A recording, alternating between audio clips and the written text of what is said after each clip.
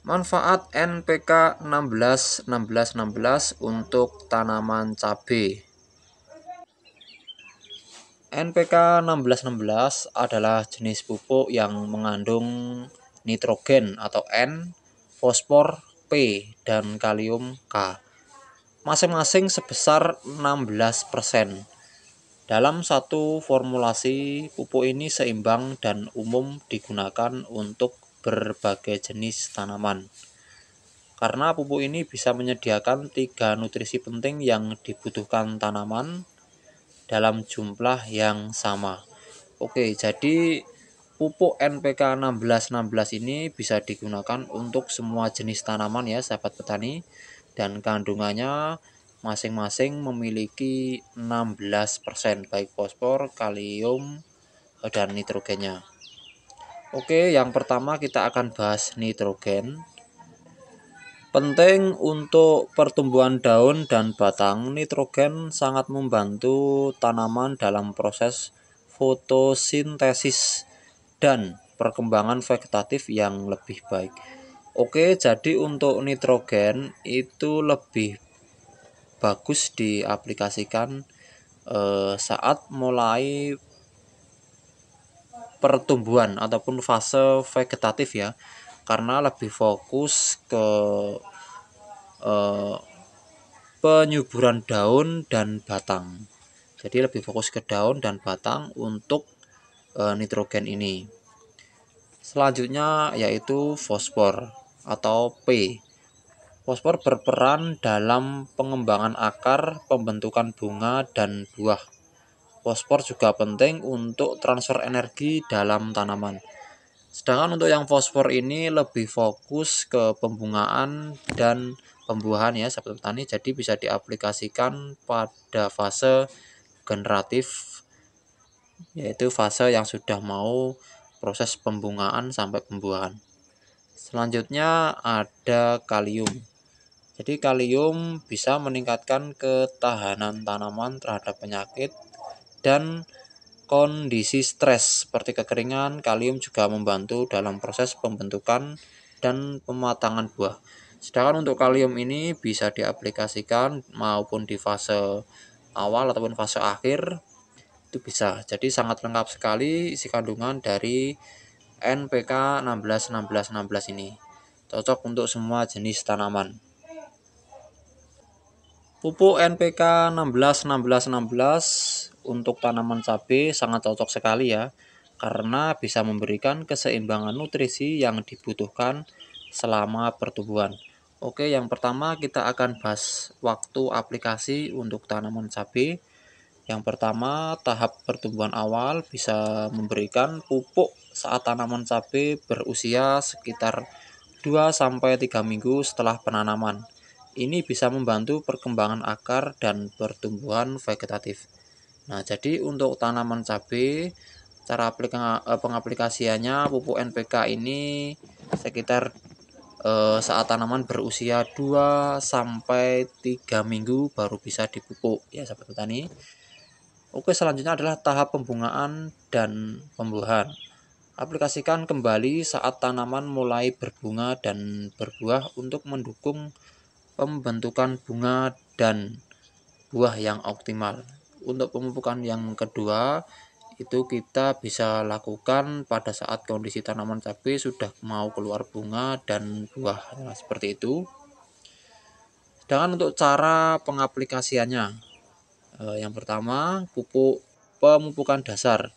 Campurkan NPK 16 ini dengan tanah di sekitar tanaman sekitar 5-10 cm dari pangkal tanaman agar tidak langsung terkena akar.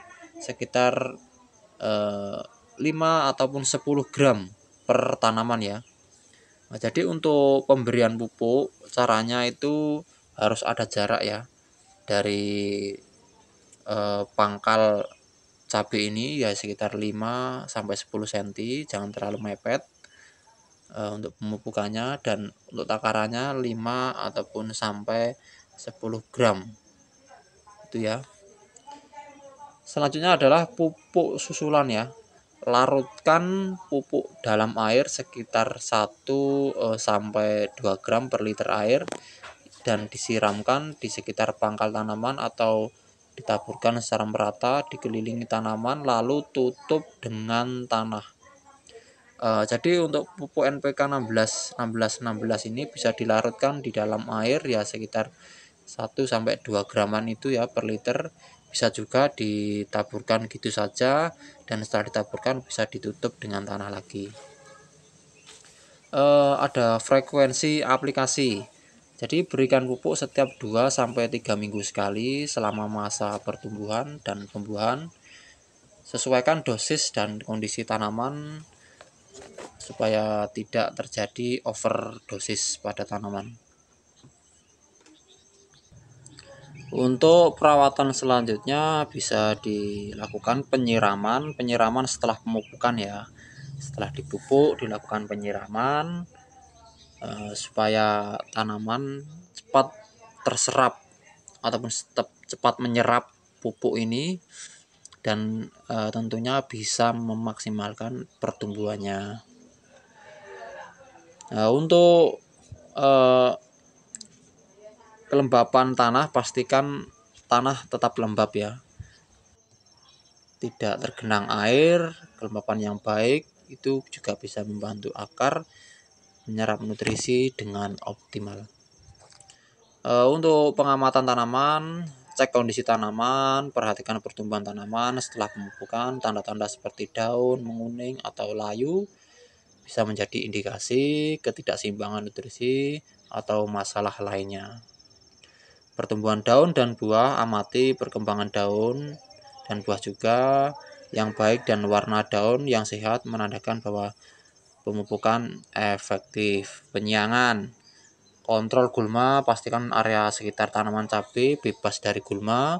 Gulma dapat bersaing dengan tanaman cabai untuk mendapatkan nutrisi dari tanah.